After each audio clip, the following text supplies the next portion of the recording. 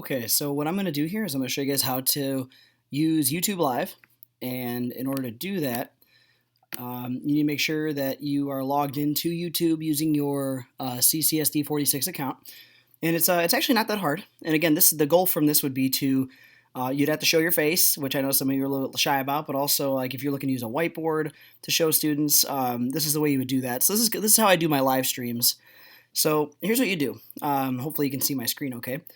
So you go to YouTube, okay, and there's a little camera button here, and you click on this, and then there's an option here to either upload a video or go live. Okay, so right now I'm screencasting, so I would actually use the upload video, and I could show you how to do this screencast in another video. So this is the option I'm going to use to put this video up for you guys. But the option that you want to use if you are going live on YouTube is just go live. So you click on this, okay, and then it'll take a second to load. Okay, and you can create a title. So I'm going to call this YouTube Live Tutorial. Okay, I got to make it public. You can actually schedule things for later. Like if you wanted to go live for your students, you could do this at a different time. Here's the thing, you have to click that it's made for kids if it's something that you're making for your students.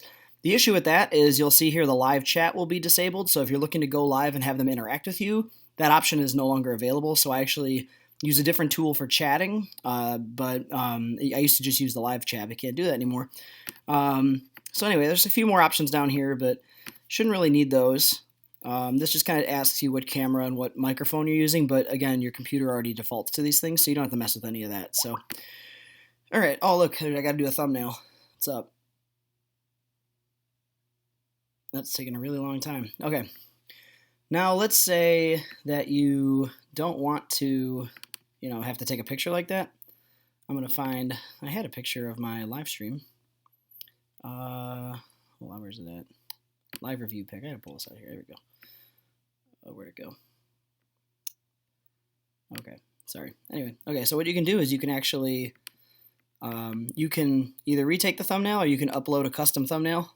So for me, I'm going to use, let's see, here we go. Where did it go?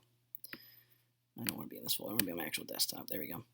Okay, I'm going to use my live review pic. Okay, so there's that. And then this is what shows up. That's what the students see when a video of mine posts. Is that that's the picture that is like the paused picture of the video. So we're just going to go live. And I bet you while I'm doing this, I'm going to get some students that see me doing this. So now I'm live, okay, and now whatever I'm doing can be seen on YouTube, okay. So whenever you're done saying what you need to say, you click end stream, okay, and then you click end.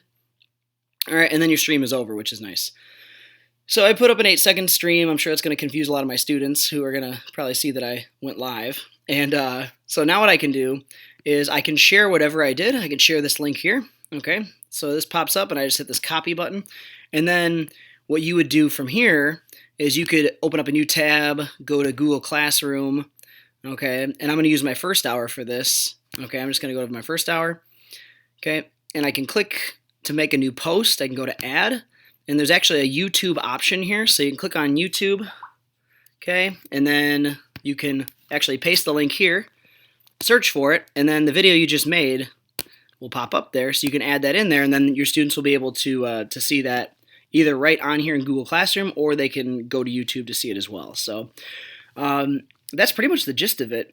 This does take 24 hours to set up, so when you do that go live click, you'll have to, I think, wait about 24 hours until that works. So now's a great time to do that because, by the time we get to our e-learning week, you'll be ready to go. So if you guys have any questions about any part of that video, feel free to let me know, but I think that covers it. It's not too crazy. And again, I would just make sure, one of the big things I would say is just make sure your lighting is really good, because if you're using a whiteboard, you want to make sure that they can see what you're doing. So, all right, I think that's all I got. Have a good day.